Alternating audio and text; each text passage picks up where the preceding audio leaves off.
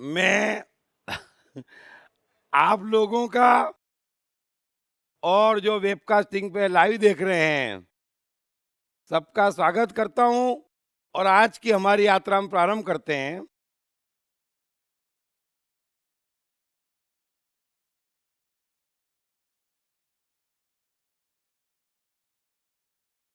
आज का पहला श्लोक लेते हैं। कृष्ण कह रहे हैं, सर्वत्र आसक्ति रहित बुद्धि वाला,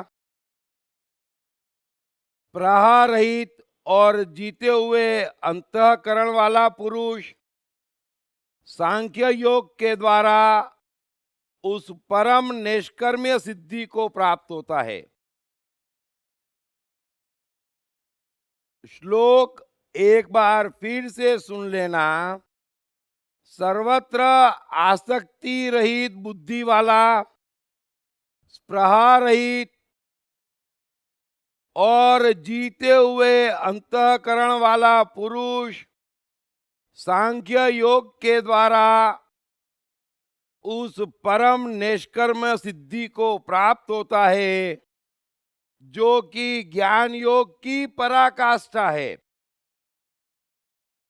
उस निष्कर्म्य सिद्धि को जिस प्रकार से प्राप्त होकर मनुष्य ब्रह्म को प्राप्त होता है, उस प्रकार को हे कुंती पुत्र तू संक्षेप में ही मुझसे सुन। कृष्ण ये जो श्लोक कह रहे हैं, निश्चित ही ये पिछले कहे हुए श्लोकों की कंटिन्यूटी है, लेकिन एक बार फिर मैं आपसे कह रहा हूं, ये जीवन का महानतम विज्ञान है और सबसे सरल है। दरअसल महान और सफल बनने के लिए या जीवन की अंतिम ऊंचाई पाने के लिए मनुष्य को कुछ भी नहीं करना है, सबसे आसान है। और दुखी और असफल होना बहुत मुश्किल है। ये जीवन का सत्य समझ लेना। सुखी और सफल होना बिल्कुल आसान है और दुखी और असफल होना बहुत मुश्किल है। उसके लिए बड़ी मेहनत करनी पड़ती है और यहाँ पर हर कोई मेहनत कर रहा है, इसलिए दुखी और असफल है ना। इसलिए हर कोई कहता है कि पूरी जान लगाए हुए हूं, लेकिन ना सुख मिलता है ना सफलता। तो बात इतनी सी है, भाई तू जान लगाना बंद कर दे, है ना, आराम से बैठ जा। अब थोड़ा सा कृष्ण जो कह रहे हैं, एक एक शब्द अंदर उतार लेना। कृष्ण कह रहे हैं कि सर्वत्र आसक्ति रहित बुद्धि वाला, यानी किसी भी कारण से, किसी भी चीज से, किसी भी वजह से रत्ती भर आसक्ति नहीं, लगाव नहीं। ये पहला गुण कृष्ण कह रहे हैं। किसी भी वस्तु से, किसी भी व्यक्ति से, किसी भी विचार से या किसी भी चीज से रत्ती भर आसक्ति नहीं, ये पहला गुण कृष्ण कह रहे हैं। और आप समझते क्यों नहीं है? यदि किसी चीज से आपको आसक्ति है, इसका अर्थ आप ये मान के चल रहे हैं कि उसके अपोजिट में परमात्मा नहीं है ना। समझ लेना। यदि आप ये कहते हैं कि मैं इस पर्टिकुलर धर्म से आसक्त हूं, तो बाकी धर्मों में परमात्मा नहीं है। मैं इस व्यक्ति से आसक्त हूं, तो बाकी व्यक्तियों में परमात्मा नहीं है। मैं इस वस्तु से आसक्त हूं, तो बाकी वस्तुओं में परमात्मा नहीं है। भाई आप सिलेक्ट कब करते हैं, है ना? तो सर्वत्र आसक्ति रहित बुद्धि वाला, स्पृहा रहित, किसी भी चीज से नफरत न करने वाला, किसी भी चीज से दूर न जाने वाला, किसी भी चीज को खराब या पाप न गिनने वाला, दोनों बातें। और ये एक ही सिक्के के दो पहलू हैं। अपने मन बुद्धि अहंकार को समझ लेना। यदि आपको कोई एक साइड पसंद है, अगर आपको किसी एक साइड से आसक्ति है, तो हाथों हाथ दूसरी साइड से नफरत है ना। बात तो वही की वही आ गई। ये जितने भी सो कॉल्ड धार्मिक हैं और ये जितने भी सो कॉल्ड धर्म की चर्चा कर रहे हैं, उनका और धर्म का मेल क्यों नहीं होता? क्योंकि वे कुछ पर्टिकुलर चीजों से आसक्त थे और कुछ से आसक्त थे, इसीलिए उन्हें दूसरी चीज से नफरत है। और परमात्मा का गुण, परमात्मा का मन, परमात्मा का स्वभाव और परमात्मा की दुनिया ऐसी नहीं है। इतनी सी बात समझ लेना। यदि उन्हें अपने सन्यास पे बड़ा नाज है, यदि वे अपने सन्यास से आसक्त हैं, तो उन्हें संसार से नफरत है ना। इतनी सी बात समझ लेना। ये पहला गुण अपने जहन में बिठा लेना कि यदि आप किसी चीज को खराब मानते हैं, किसी भी, या किसी भी चीज को अच्छा मानते हैं, या किसी भी चीज को अपना मानते हैं, तो दूसरे पराये हो जाते हैं। जैसे ही हम कहते हैं कि ये मेरे बच्चे हैं, हाथों हाथ आप ये भी कह देते हैं कि इनके अलावा के बच्चे मेरे नहीं है। हाथों हाथ है, कहने की जरूरत नहीं है। ये सीधी बात आप समझ लें।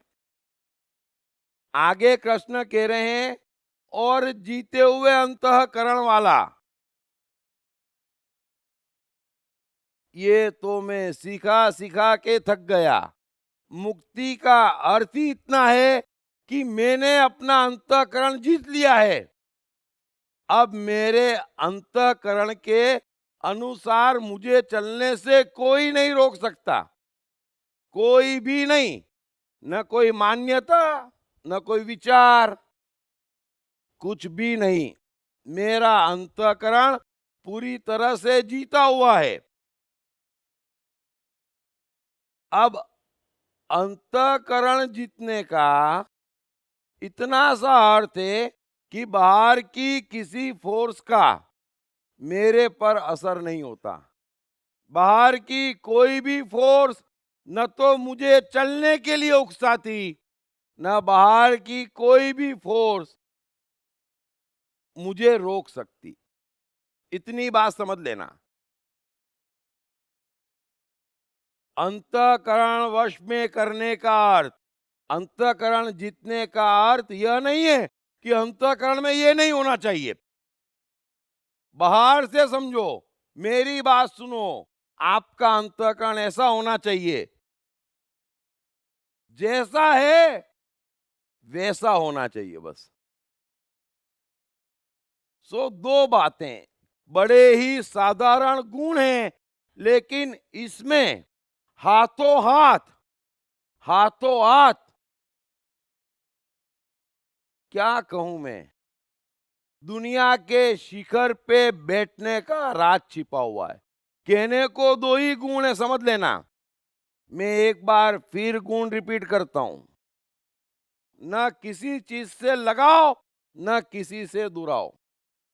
और आपने पूरी गीता सुनी है, कृष्ण बार बार यही कह रहे हैं कि सब कुछ परमात्मा है। अगर सब कुछ परमात्मा है, तो अच्छा बुरा पाप पुण्य नहीं बच सकता, है ना। मेरा तेरा अपना पराया नहीं बच सकता। अब ये मेरा तेरा अपना पराया पाप पुण्य, ये जो कोई भी सीख रहा है, सिखा रहे, और मान रहे हैं, उतने ही लोग इस दुनिया में परेशान हैं। बिल्कुल सीधा गणित समझ लेना। और अंतःकरण जीता हुआ, जिसकी प्रवृत्ति और निवृत्ति पे दुनिया की कोई फोर्स काम नहीं करती।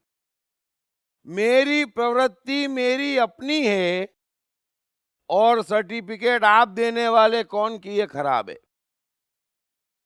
बस अपनी प्रवृत्ति में मनुष्य जी ले, जब तक उसकी निवृत्ति न हो जाए, उस मनुष्य को कहते हैं कि इसका अंतःकरण जीता हुआ है।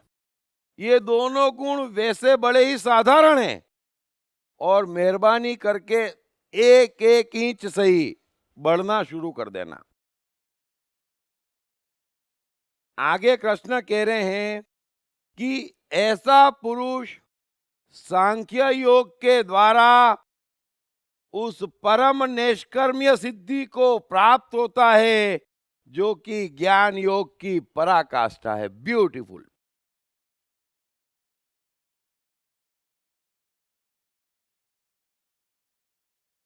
ये जो कृष्ण विज्ञान बता रहे हैं,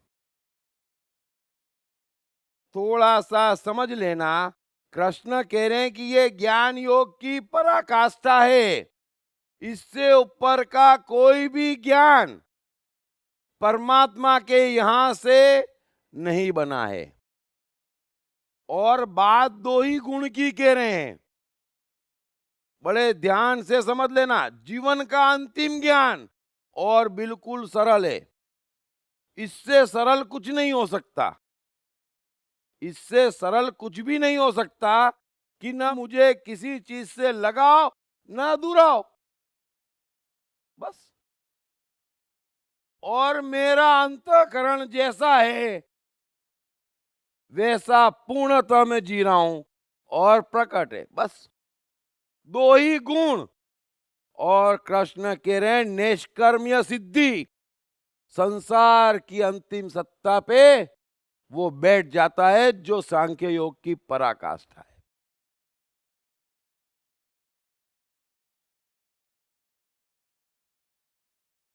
और उस निष्कर्म्य सिद्धि को जिस प्रकार से प्राप्त होकर मनुष्य ब्रह्म को प्राप्त होता है, उस प्रकार को हे कुंती पुत्र तू संक्षेप में ही मुझसे समझ।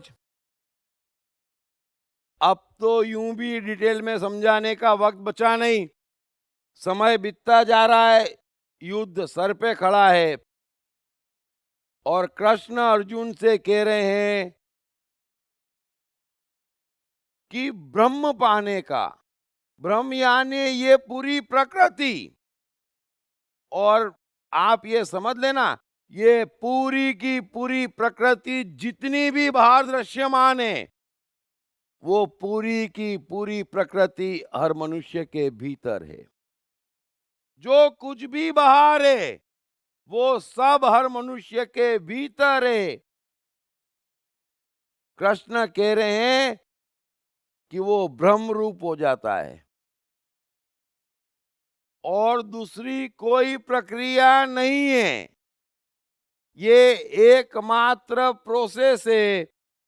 लेकिन दिक्कत क्या आती, आंख से देखते, बुद्धि अहंकार से सोचते, और फिर हजारों विधियां खोज लेते। सो संक्षेप में कृष्ण जो समझा रहे हैं, यदि आपने गीता को गुड बाय कहते कहते ये विधि अपना ली, अगले लेक्चरों में जब मिलेंगे तो आप जहां है वहां से लाखों गुना बढ़ चुके होंगे। इतनी बात समझ लेना।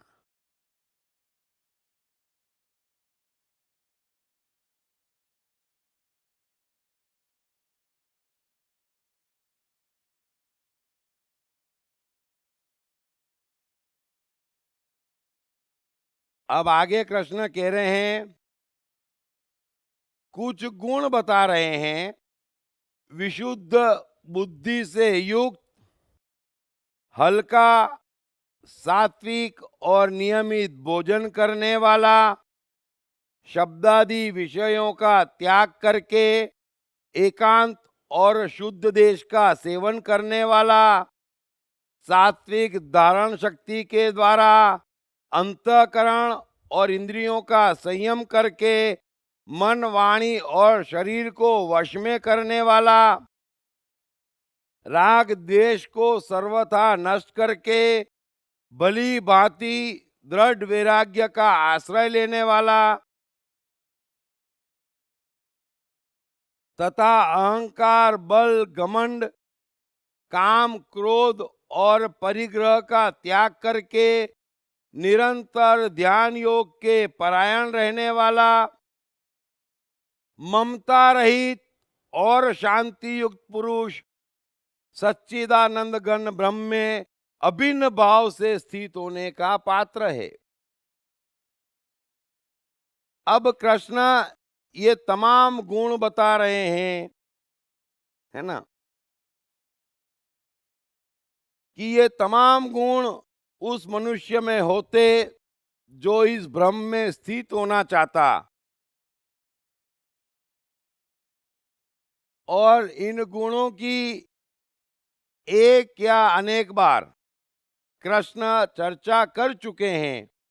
सो उनके डिटेल में मैं एक बार फिर जाने के पक्ष में नहीं हूं। गुण सबने सुन लिए, गीता सबके पास है। सो हम आगे बढ़ते हैं, हम सीधे उस विज्ञान पे आते हैं जिसके चलते ये तमाम गुण हमारे भीतर पैदा हो जाते हैं।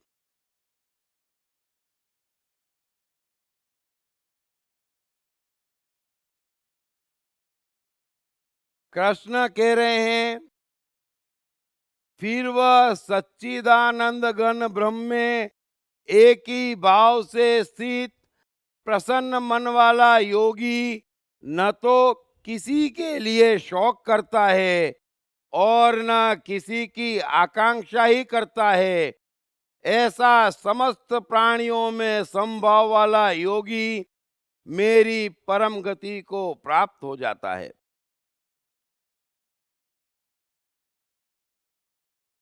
अब कृष्ण ने पहले दो ही गुण कहे। मेहरबानी करके इस बात को अपने जहन में बिठा लेना। आप ऐसे ही थे जो कृष्ण कह रहे हैं। जब आप बच्चे थे तब आपको कोई बाहरी फोर्स रोकती नहीं थी, आप किसी बाहरी फोर्स से रुकते नहीं थे, आप किसी की परवाह नहीं करते थे सिवाय अपने अंतःकरण के, है ना। बहुत पुरानी बात भी नहीं है ये, थोड़ा याद कर लेना। न याद आ रहा हो तो वापस से किसी भी 3-4 साल के बच्चे को देख लेना। वे किसी कीमत पर पाप पुण्य, अच्छा बुरा, तेरा मेरा, मान अपमान के चक्कर में नहीं रहते हैं। बराबर गौर कर लेना उनको। अब कायदे से तो जो कृष्ण कह रहे हैं ये बड़ा आसान है कि हमें अपने अंतःकरण के साथ पूर्णता से रहना चाहिए। बात तो इतनी सी है, यदि आप अंतःकरण के साथ पूर्णता से रहते हैं तो आसक्ति, दुराव, मान अपमान, तेरा मेरा अपने आप सब खत्म हो गया। पाप पुण्य, है ना, कुछ भी नहीं बचेगा, क्योंकि अंतःकरण मनुष्य का ऐसा है जो इन सब की धज्जियां उड़ा देता है। अब वो अंतःकरण परमात्मा के निकट है,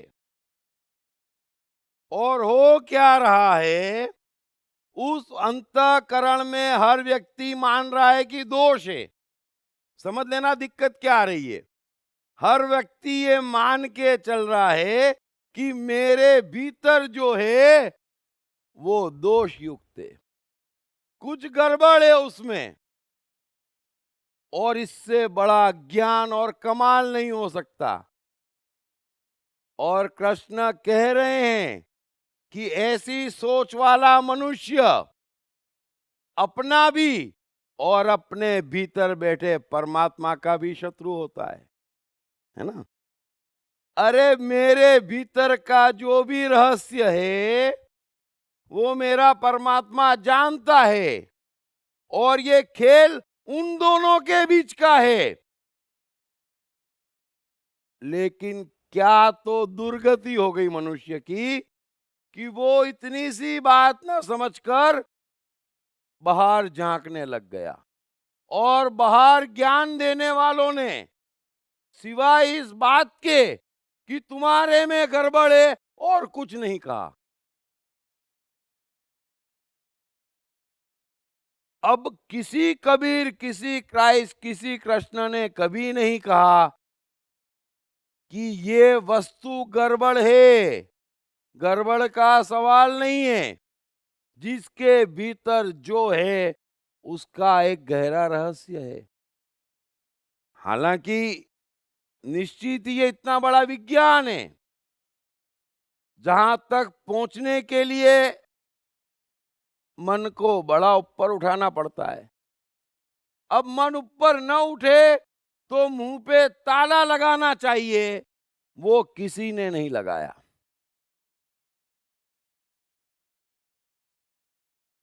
और दो हाथ से ऐसी ताली बजी,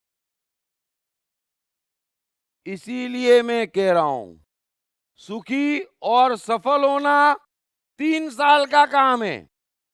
इस गुण में बैठ जाए तो ये जितने भी कष्ट मनुष्य उठा रहा है वो असफल होने के लिए उठा रहा है, और जो जितने कष्ट उठा रहा है उतना असफल है।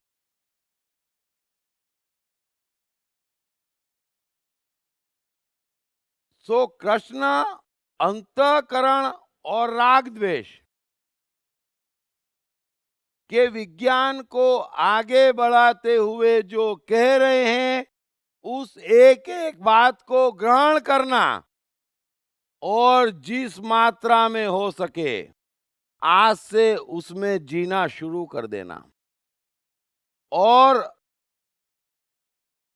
थोड़ा थोड़ा सही, जब आगे की सीरीज रखूंगा और इस पूरे रहस्य पर डिटेल में बताऊंगा तो आप चकित रह जाएंगे कि हाँ, हमने ये गड़बड़ ना करी होती तो हम कहां के कहां होते। लेकिन अभी जो कृष्ण उंगली पकड़ा रहे हैं उसे छोटी मोटी मत मानना, इससे बड़ा जादू नहीं है। कृष्ण कह रहे हैं कि ज्ञान योग की पराकाष्ठा है, ये अंतिम ज्ञान है ये, कि वह योगी ब्रह्म में एक ही भाव से स्थित, ब्रह्म यानी ये पूरा ब्रह्मांड, ये प्रकृति, जो कुछ भी दृश्य अदृश्य है, अगर उसको एक ही शब्द में एक साथ डिफाइन करना है तो हम और आप सभी जानते हैं कि उसको हम ब्रह्म कहते हैं ना। तो ब्रह्म में एक ही भाव से स्थित, अगर सब कुछ ब्रह्म का हिस्सा है और सब कुछ ब्रह्म है तो मेरा अंतःकरण भी ब्रह्म है, उसमें गड़बड़ कैसे हो सकती बताइए। थोड़ा कमाल समझें, आपका अंतःकरण है, क्या वो परमात्मा का नहीं है? और सबसे पहले है, और आपका है, सबसे मूल्यवान है। सबसे पहले है, आपका है, और सबसे मूल्यवान है, उसमें गड़बड़। बस अब चूंकि उसमें सबको गड़बड़ लगती है तो एक दोहा महान से महानतम कबीर का बार बार भीतर दोहराना, और जो कहे कि ये करो और ये मत करो, ये पाप और ये पुण्य, और तुम्हारे में गड़बड़, उनसे ज्यादा कुछ मत कहना इतना कहना कि भाई कबीरदास जी के गए थे कि बुरा जो देखन में चलिया, बुरा न दिख्या कोय, मन जो आपनो देखियो, मुझसे बुरा न कोय। अब बताओ महाराज, आपको हम में बुराई नजर आ रही है?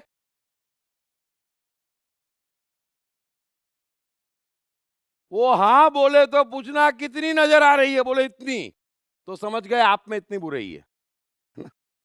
क्योंकि आपको दिख इस वजह से रही है क्योंकि आपके मन में बुराई है, बस। अरे मनुष्य में बुराई, इससे खराब कुछ नहीं हो सकता। दो चीज की बात कर रहा हूं मैं, एक उसका निर्दोष परमात्मा और एक उसकी प्रकृति, इसमें रत्ती भर कुछ भी बुराई नहीं है। और ये संभव में स्थित है। आप गौर करना, आपका अंतःकरण, सिर्फ एक दिन उसको ऑब्जर्व करना और आप कहना मुझसे कि क्या वो अच्छा बुरा पाप पुण्य धर्म अधर्म सत्य असत्य किसी चीज में मानता है? अरे वो संभव से स्थित है, इतना निर्दोष है, इतना निर्दोष है वो, और इतना प्यारा है, इतना प्यारा है कि वो क्रोध जब आता किसी पे भी निकाल देता। कोई पक्षपात नहीं करता कि ये मेरी पत्नी है, ये मेरी माताजी है, ये मेरे बच्चे हैं। वो निर्दोष है, मेरा अपना तेरा मेरा उसको नहीं है, निकाल देता। आप निकल जाने देंगे तो पता चलेगा कि क्रोध निकलते ही ऐसा प्रेम आता है ना। सुबह माता जी पे क्रोध किया था, रात को वो तो सो जाती, आप पांव दबाते रह जाते हैं ना। बड़ा निर्दोष है ये अंतःकरण, इसमें कोई बुराई नहीं, आप विश्वास कर लो। दुनिया बहुत युगों से बर्बाद पड़ी है। सो कृष्ण कह रहे हैं ब्रह्म में एक ही भाव से स्थित, ये दोनों ब्रह्म में, इसमें गड़बड़ कैसे हो सकती?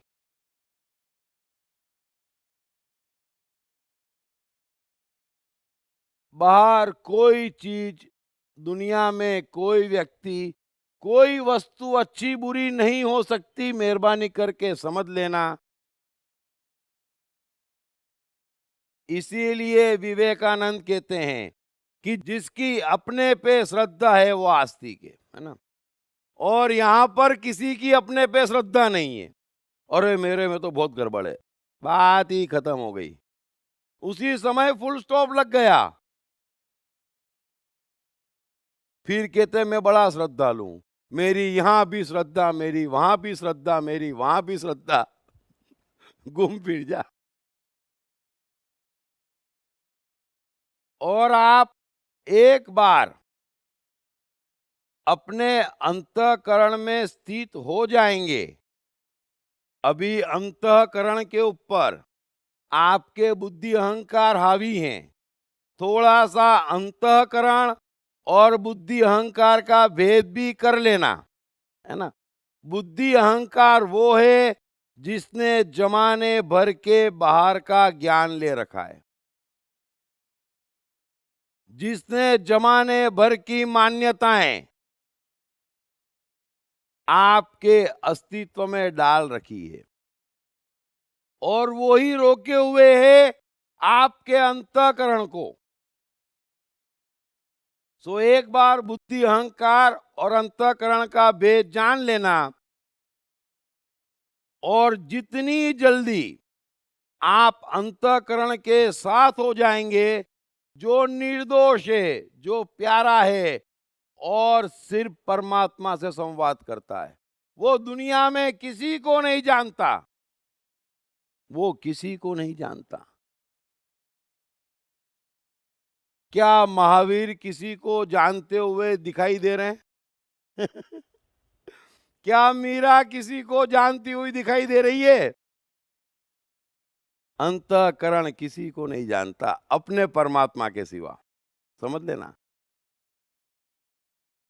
सो कृष्ण कह रहे हैं, आगे जो कह रहे हैं कि एक बार जो मनुष्य अंतःकरण में स्थित होना शुरू हो जाता है और जिस मात्रा में अपने साथ रहता है, पूर्णता से अपने साथ रहता है, जितना ज्यादा फिर उसमें गुण डेवलप होता है, ब्यूटीफुल गुण डेवलप होता है। समझ लेना कि फिर वो योगी न तो किसी के लिए शौक करता है और न किसी की आकांक्षा ही करता है। ऐसा समस्त प्राणियों में संभव वाला योगी मेरी पराभक्ति को प्राप्त हो जाता है। ब्यूटीफुल।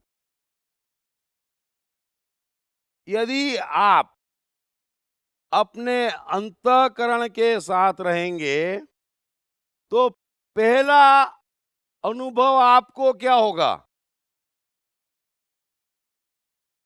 थोड़ा समझना। जो आपके भीतर है वही आपका सत्य है, इससे तो इनकार नहीं किया जा सकता। हम कुछ भी कर लें, कुछ भी कह लें, कुछ भी सोच लें, उससे कोई फर्क नहीं पड़ता है ना। अब यदि आप उस सत्य के साथ पूरी तरह रहते हैं और उस सत्य को बाहर पूरी तरह प्रकट करते हैं, तो मुझे बताएं उसका पहला प्रभाव क्या होगा और पहला अनुभव क्या होगा। आप ही की बात है, 30 सेकंड सोच लें और जो बताना चाहे बताएं कि पहला अनुभव क्या होगा आपका। आप में एक बहुत बड़ा परिवर्तन आएगा और आपको एक बहुत बड़ी बात समझ में आएगी। बताओ वो क्या होगी। माइक देना भाई। हाँ, सबसे पहले तो बोल देने से, जो सत्य प्रकट करने से एक संतोष होगा। You feel relief your self. And second, जगत के हिसाब से अगर देखा जाए तो जो सत्य प्रकट करने के बाद जिसके सामने आप प्रकट करते हो उनको वो चीज बर्दाश्त करने की बाहर लगती है। मतलब they can not accept that fact, they get हिलबिल आ जाते हैं वो लोग। That I feel. देखो एक सेकंड बता रहा हूं। आप अंदर की चीज पूरी तरह से बाहर निकालेंगे तो उसमें संतोष नहीं होगा, है ना। और जब तक बुद्धि अहंकार हावी है, समझ लेना इस बात को, मैं समझाने की कोशिश कर रहा हूं। जब तक बुद्धि अहंकार हावी है वो पूरी तरह से बाहर निकलेगा भी नहीं, है ना। भीतर महानतम गणित है इस संसार का, थोड़ा समझ लेना। हमारे भीतर क्या है, एक महानतम गणित है। और ये ब्रह्मांड क्या है, एक गणित है ना। इसीलिए कृष्ण गीता के एक श्लोक में कहते हैं कि गणना करने वालों में समय में हूं। गणना करने वालों में यानी जो भूतकाल और भविष्य पकड़ते हैं गणित से, ये एक गणित है। जैसे आइंस्टाइन पकड़ता है कि कौन से ग्रह में पानी था, कौन सा ग्रह कितना दूर है, यहां बैठे बैठे, तो वो कैसे पकड़ते हैं, गणित से, है ना। अभी हमारे सबके अंदर एक गणित है। जो भी आपकी परिस्थिति है, समझ लेना आपकी परिस्थिति है। यदि मैंने देखा कि इतना मन बुद्धि अहंकार है, अहंकार इस साइड का है, बुद्धि इस साइड की है, प्रकृति इस साइड की है और आत्मा यहाँ कवर्ड है और वो 3.5% निकली हुई है बस, है ना। तो 96.5% कवर्ड है। ये सारा कैलकुलेशन एक सेकंड में मैं कर लेता। उससे आपका भूत और भविष्य दोनों पकड़ में आ जाता। कैसे कि बुद्धि अहंकार ऐसी कैसे बनी, मतलब आपने क्या क्या किया होगा ये पकड़ में आ गया। अब ऐसी है तो आप आगे क्या क्या करेंगे ये भी पकड़ में आ गया, है ना। समझ गए आप। अब जब तक बुद्धि अहंकार हावी है, होगा क्या समझ लेना। अंदर आया, थोड़ा सा भीतर झांकना, भीतर एक गणित है, हर कोई झांकना। अगर आप जागना चाहते, अगर आप दुनिया में चमत्कार करना चाहते, एक जन्म में करोड़ों जन्म का काम करना चाहते और 1 घंटे में लाखों मनुष्य कर सके उससे ज्यादा काम करना चाहते, तो अपने भीतर झांकना, भीतर क्या है। अभी आप जमेले में उलझे, ये पाप, ये पुण्य, ये हिंदू, ये मुस्लिम, ये अंगूठी, अरे बाहर निकलो। भीतर बहुत बड़ा गणित है, उस गणित को खोजो, उस गणित को जगाओ।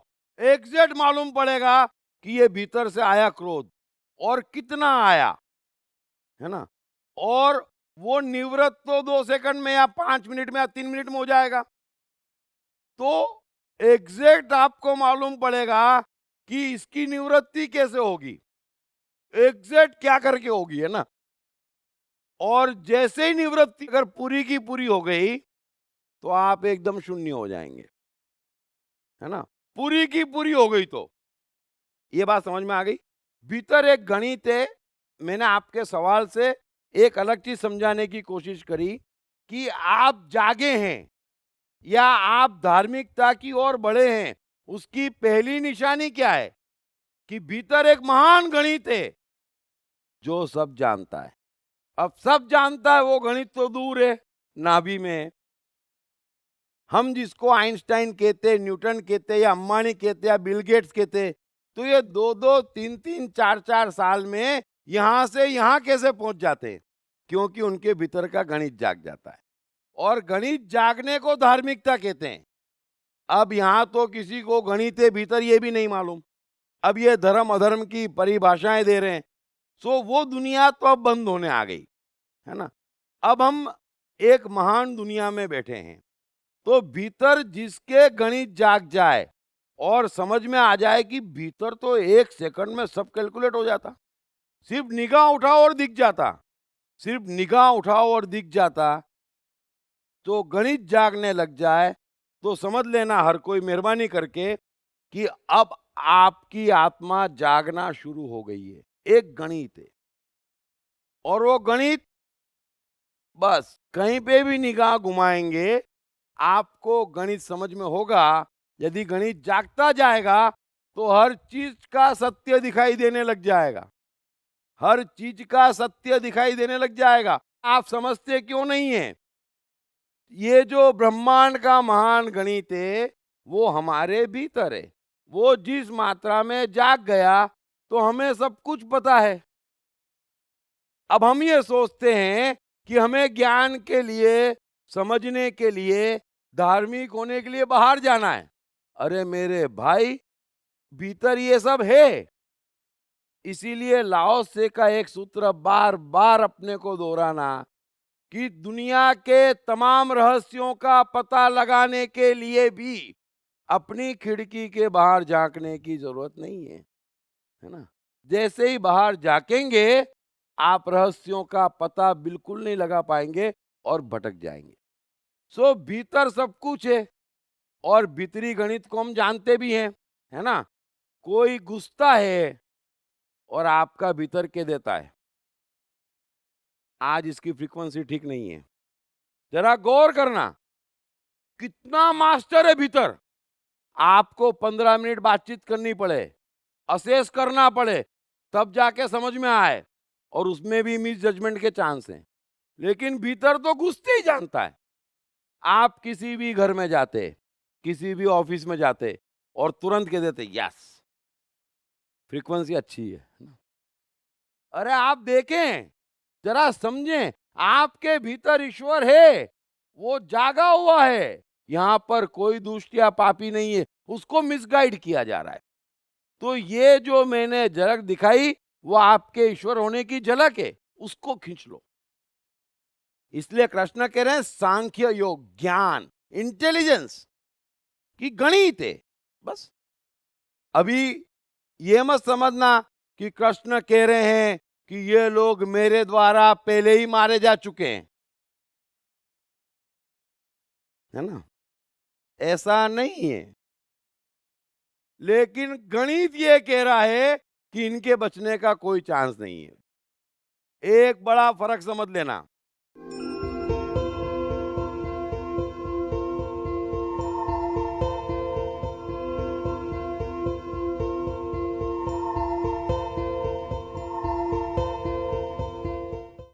कृष्ण ने जय श्री कृष्ण तक का सफर कैसे तय किया? ये कोई साधारण सफर नहीं था, लेकिन ये इतना मुश्किल भी नहीं है। आप भी कृष्ण जैसा एक हसीन और सफल जीवन जी सकते हैं। पढ़िए बेस्ट सेलिंग लेखक दीप त्रिवेदी द्वारा लिखित मैं कृष्ण हूँ। ये किताब अंग्रेजी, हिंदी तथा गुजराती में सभी प्रमुख बुक स्टोर्स और ई-कॉमर्स साइट्स पर उपलब्ध है। आपने हजारों कहानियां सुनी और पढ़ी होंगी, लेकिन बेस्ट सेलर्स मैं मन हूँ और मैं कृष्ण हूँ के लेखक दीप त्रिवेदी अपनी नई किताब 101 सदाबहार कहानियां में सर्वकालीन सर्वश्रेष्ठ कहानियों और चुटकुलों को और भी रोचकता प्रदान करते हुए उनके गहरे साइकोलॉजिकल और फिलोसॉफिकल पहलुओं को सार के रूप में अपने ही अनोखे अंदाज में समझाते हैं। इस किताब में वर्णित कहानियाँ आपको महापुरुषों, दार्शनिकों एवं वैज्ञानिकों की रोमांचक दुनिया की सैर पर ले जाती हैं, जिन्हें पढ़कर आपको न सिर्फ मजा आएगा बल्कि इससे आपके जीवन में आवश्यक सकारात्मक परिवर्तन भी आएगा। यह किताब अंग्रेजी, हिंदी, मराठी तथा गुजराती में atmanistore.com और सभी प्रमुख बुक स्टोर्स तथा ई-कॉमर्स साइट्स पर उपलब्ध है। मैं आपको एक राज की बात बताता हूं।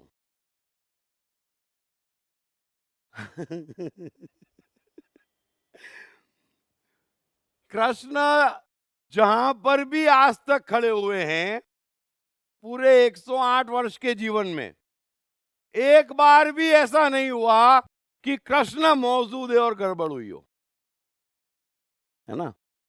कृष्ण उपस्थित हो और गड़बड़ हुई हो, ऐसा एक बार नहीं हुआ।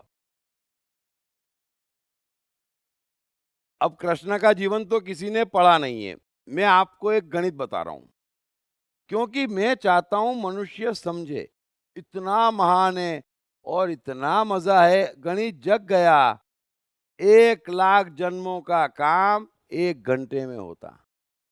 मैं कितनी बार समझाता हूं, सिर्फ 5 आविष्कार एक जन्म में समझ के बता देना, और यहां पर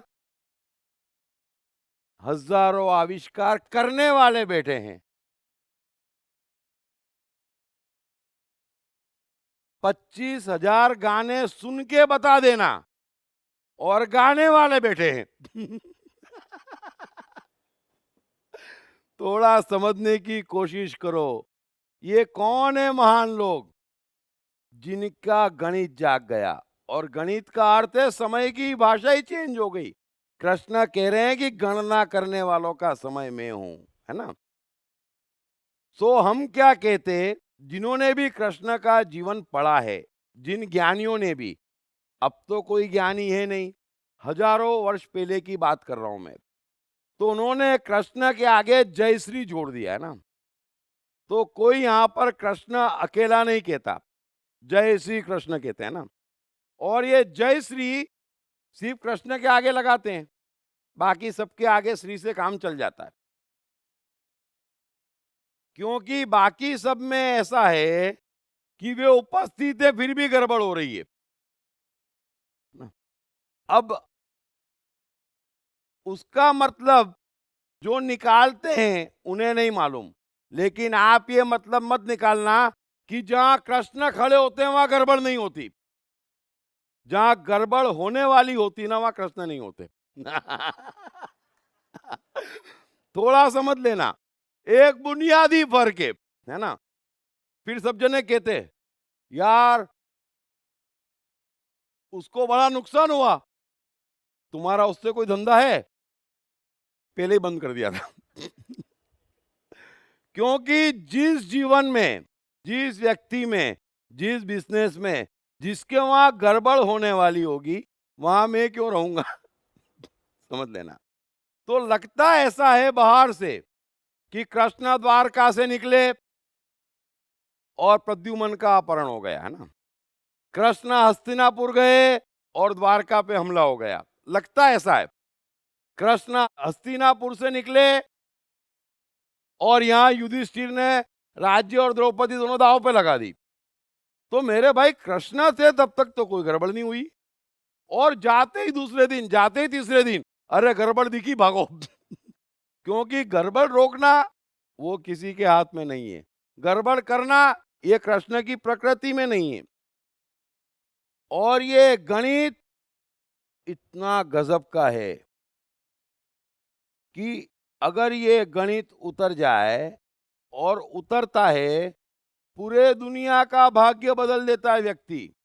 चलते फिरते, अभी मैं भी आपको जो कुछ कह रहा हूं वो भाषा क्या है, मैं भी एक गणित कर रहा हूं, आपके भीतर का गणित चेंज कर रहा हूं और उस गणित से आपका जीवन चेंज हो जाता।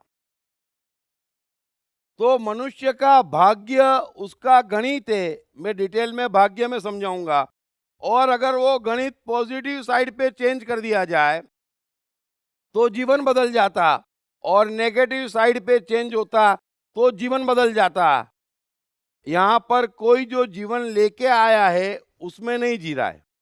सफल वो है जिन्होंने अपने गणित पॉजिटिव साइड पे बदले हैं, और असफल वे हैं जिन्होंने अपने गणित नेगेटिव साइड पे बदले हैं, यानी गणित को ढांक लिया है।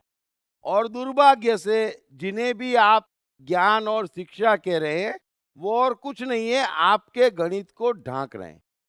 यह आपकी प्रज्ञा नेचुरल थी, आपके अंतःकरण में शक्तियां हैं, आप जानते हैं, लेकिन वे आपके अंतःकरण में आपको ठहरने नहीं दे रहे हैं और कह रहे हैं कि हमारी सुनो। 10,000 वर्ष पहले हमारे बाबा एक एक गए थे। अरे भाई, वो तब भी बाबा थे। 10,000 वर्ष से तुम पढ़ रहे हो फिर भी बाबा हो, है ना? और ये जगत फिर भी बाबा है। तो भैया हमें अपने अंतःकरण में रहने दे। मनुष्य जो कृष्ण कहते हैं कि मनुष्य आप अपना मित्र, आप अपना शत्रु है। तो अब उसमें तुम्हारे बाबा क्या कह के गए थे, उससे मेरा क्या ताल्लुक है, थोड़ा समझना। तो ये अंतःकरण की बात बताई, और ये विज्ञान बताया, ये गणित बताया। सो अब आगे बताए कोई। अब मूल सवाल पे आते हैं कि यदि आपने पूर्णतः अंतःकरण के साथ जीना शुरू किया और उसे बाहर प्रकट किया, तो हाथों हाथ आपको एक अनुभव होगा। सवाल सीख जाना। और हाथों हाथ आपको एक चीज समझ में आ जाएगी, और हाथों हाथ आप में एक परिवर्तन आएगा, एक ज्ञान आएगा महान। वो क्या होगा बताओ? सर, मेरा एक छोटा सा सवाल है कि हमारे अंतःकरण में क्या है और वो जो है अपना है, ये हम कैसे पहचानें? क्योंकि उसमें तो बड़ा कन्फ्यूज़न की बात है कि ये सच है या गलत है, ये हमको नहीं मालूम पड़ता है। तो ये मुश्किल होती है कि ये अपना ही है कि किसी और के चीज़ को अपन किसी और की चीज तो अंदर घुस नहीं सकती। मतलब मैं बता रहा हूँ, हाँ, thank मैं बता रहा हूँ आपको। चलो ये भी मैं समझाने की कोशिश करता हूँ, और ये समझना जरूरी भी है। वैसे अंतःकरण जो है वो बुद्धि अहंकार नहीं है। बुद्धि और मन का फर्क समझ लेना। मैंने अपने शुरुआत के 6 लेक्चरों में पूरा एम्फेसिस मन और बुद्धि का फर्क समझाने में किया था, है ना? मैं संक्षिप्त में फिर समझाता हूं। जो बुद्धि है और जो बुद्धि का जाना है वो आपका नहीं है। अब बुद्धि ने क्या क्या जाना है, आपने पैदा होने के बाद आज तक जो कुछ भी जाना है वो आपकी बुद्धि ने जाना है, और वो गलत है। कुछ भी जाना हो, कुछ भी समझा हो, कुछ भी किया हो, जो बुद्धि ने किया है वो गलत। ये आपकी बुद्धि हुई, तो उसको तो डिलीट मारना ही रहा। तो वो तो कृष्ण पहले श्लोक से कह रहे हैं कि पाप पुण्य। अब ये आपके अंतःकरण में नहीं था। जब आप 2 साल के बच्चे थे तो किसी चीज को पाप मानते थे, किसी चीज को बुरा मानते थे? नहीं। तो आपके अंतःकरण में ये भेद नहीं था। आप किसी को अपना और पराया मानते थे, आप किसी को बड़ा और छोटा मानते थे। आप देखते थे कि ये बच्चे का बाप क्या करता है, इसके बाप के पास कितनी मर्सिडीज है, ताकि पता चले किसके साथ खेलना। ऐसे थे आप? नहीं थे। तो ये जो भी ज्ञान आपने एक्स्ट्रा ओढ़ा है वो बुद्धि अहंकार ने ओढ़ा है। अब ये क्लियर भेद मैंने कर दिया। तो बुद्धि अहंकार का जो भी ज्ञान है, आप पैदा हुए तब हिंदू नहीं थे, आप पैदा हुए तब उपवास नहीं करते थे। तो जो पैदा हुए और उस समय जो थे वो आपकी मूल प्रकृति है। बाद में जो कुछ भी सीखा वो आपके बुद्धि अहंकार ने सीखा, और जिन्होंने सिखाया उन्होंने भी बुद्धि अहंकार से कहा। तो ये बुद्धि अहंकार के जो आपसी मिलन है, जो दो जने खेल रहे हैं आपस में, उस दुनिया से परमात्मा का कोई लेना देना नहीं है ना। ये आपके आपसी खेल है सबके। उस आपसी खेल में उपद्रव है, और हर कोई उस उपद्रव का भुगत रहा है, परेशान हो रहा है, पीस रहा है, मर रहा है, मेहनत कर रहा है, पा कुछ नहीं रहा है। अब जिस बच्चे ने बाहर से कुछ सीखा ही नहीं, है ना, मजबूत खड़ा रहा, या जिसके माँ बाप में प्रज्ञा थी, उन्होंने बच्चे को बाहरी बेकार के ज्ञानों से बचाया, वे सब महान हो गए। अब हमें क्या करना है? सबसे पहली बात है, ये जो बाहरी ओढ़ा है उसको हटाना है ना। अब पूरी गीता समझें तो कृष्ण क्या कर रहे हैं? अर्जुन जो जो बाहरी ज्ञान कृष्ण पे झाड़ रहा है, कृष्ण कह रहे हैं कि ये सबका सब अज्ञान है, ये सबका सब अधर्म है ना। अभी कृष्ण जब जब सात्विक गुण की बात करते हैं तो सात्विक गुण में एक बार भी धर्म को नहीं गिनते, है ना।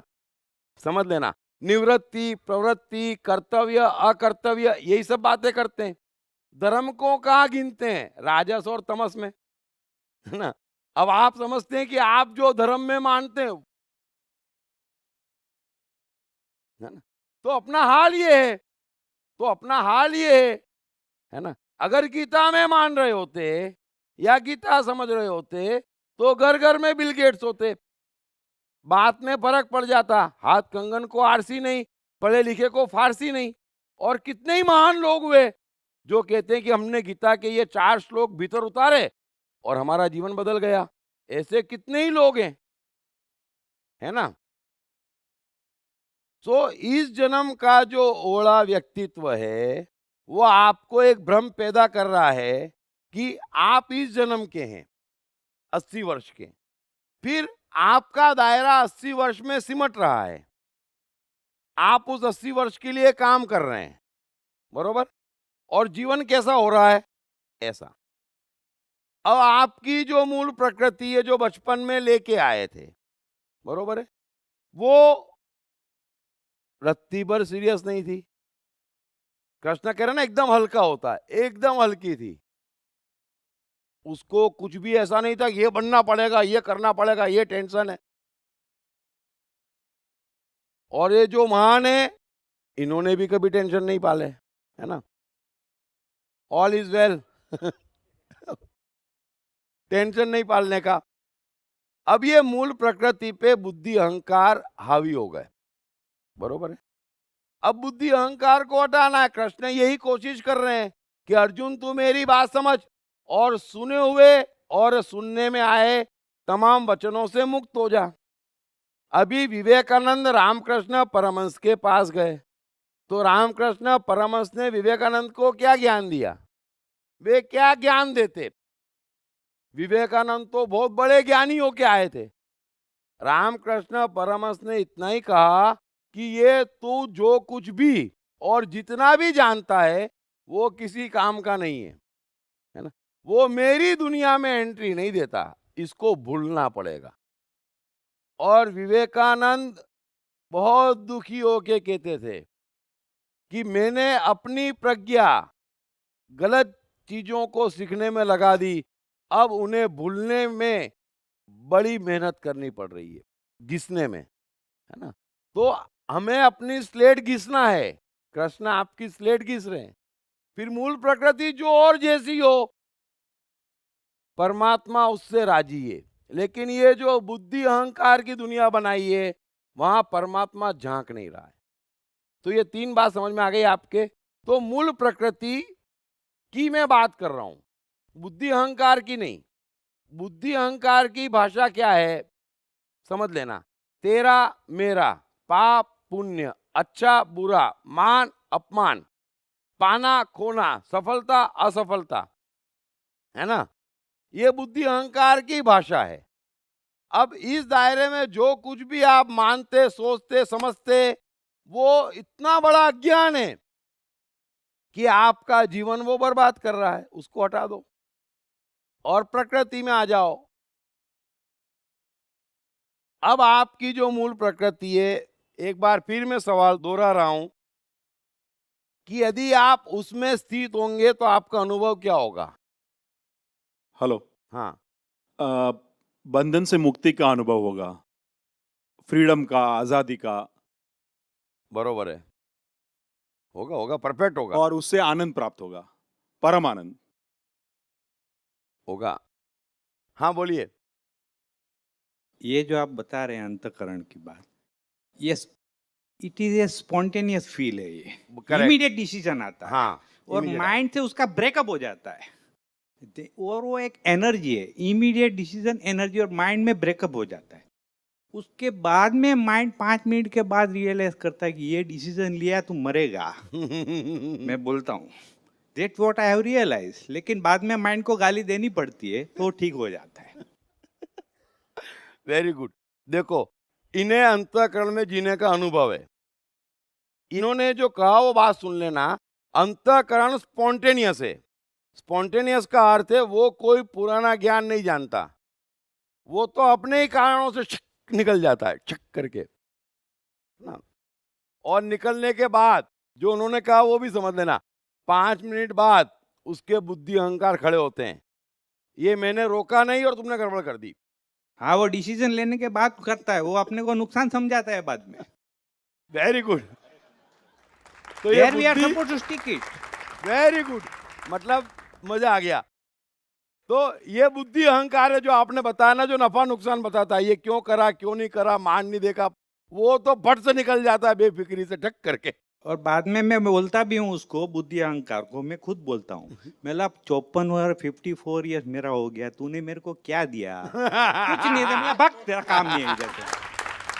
हाँ सर, मेरे लाइफ का ये अनुभव है कि मैंने जो आप बोल रहे हो, मैं उसी तरीके से जिया हूँ, उसी तरीके से जीता हूँ।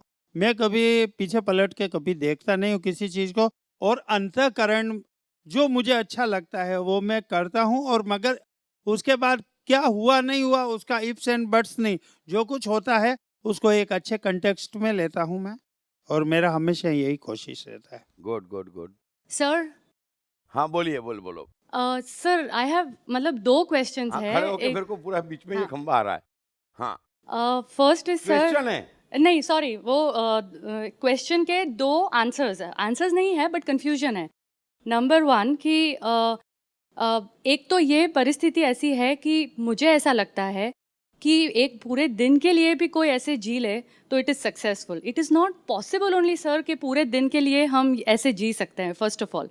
और जिन्होंने ये अनुभव ही नहीं किया है कि पूरे एक दिन के लिए भी नहीं जिया हो, वो हम अनुभव कैसे एक्सप्रेस कर सकते हैं?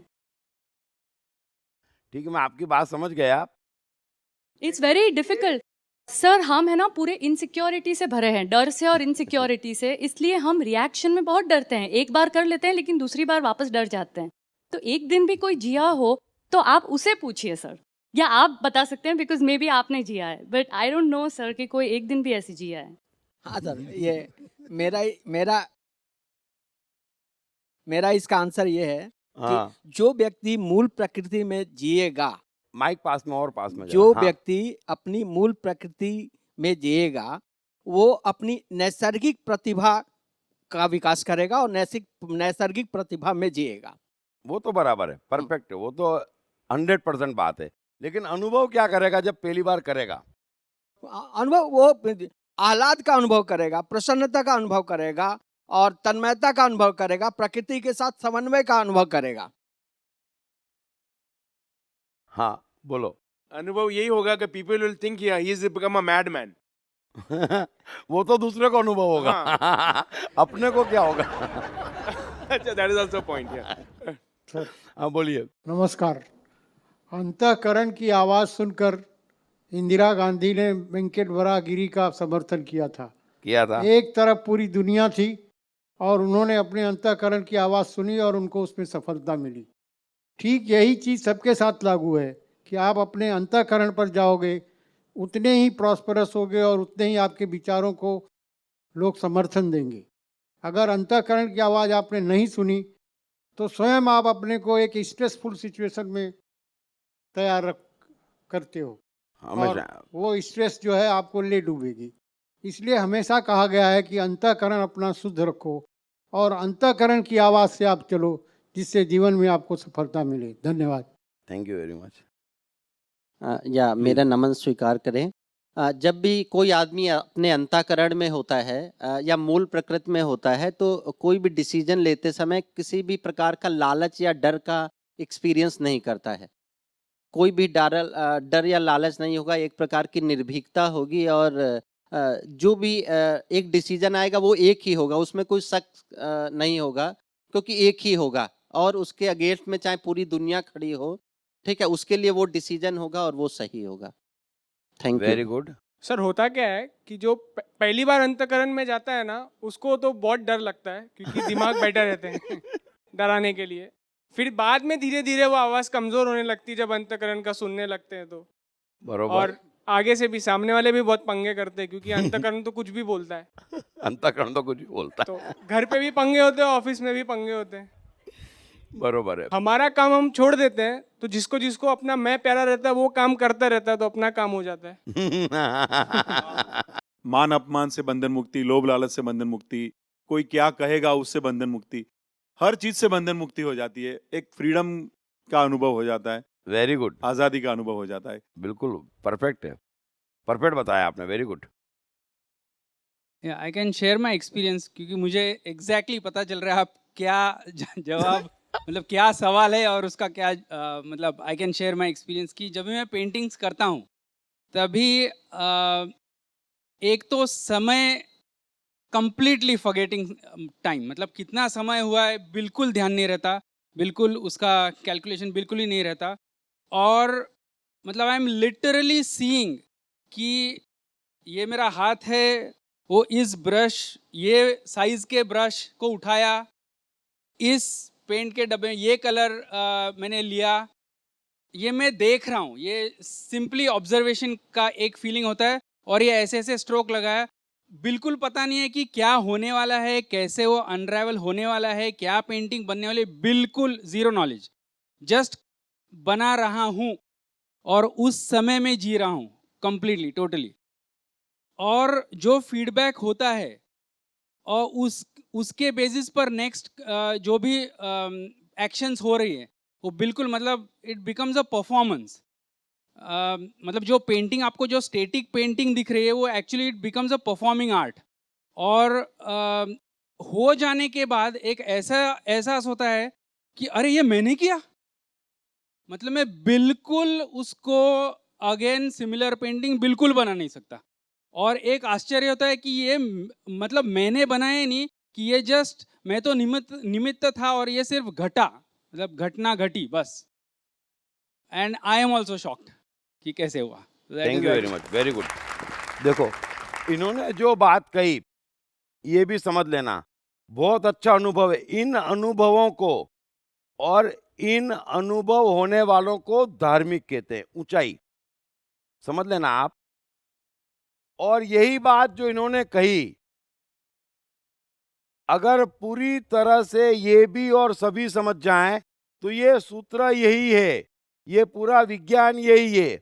बार बार कहते हैं कि फल की कामना नहीं करेंगे तो आगे कैसे बढ़ेंगे, है ना। अब इन्होंने जो कहा वो जरा समझ लेना, है ना, कि मैं पेंटिंग करने बैठा और ब्रश घुमाना शुरू किया स्पॉन्टेनियसली और डूब गया उसमें। अब क्या होता है, आप समझते हैं कि ये बोर्ड है, ये पेंटिंग है, ये मैं हूं, लेकिन आप डूबते और आपके डूबते ही सब कुछ परमात्मा हो जाता और एक महान गणित बाहर निकलता, समझ लेना। फिर पेंटिंग और ब्रश की बातचीत होती कि अब मैं यहां घूमूंगी, पेंटिंग खुद बोलती, अपना डायरेक्शन खुद बनाती, अपना डायरेक्शन खुद चुनती। इनका ब्रश वहां घूमता रहता, इन्हें मालूम भी नहीं पड़ता, चारों ओर परमात्मा परमात्मा परमात्मा, और फिर बनते बनते बनते वो पेंटिंग महान बन जाती, समझ लेना। इसमें फल की कामना कहीं पिक्चर में नहीं है।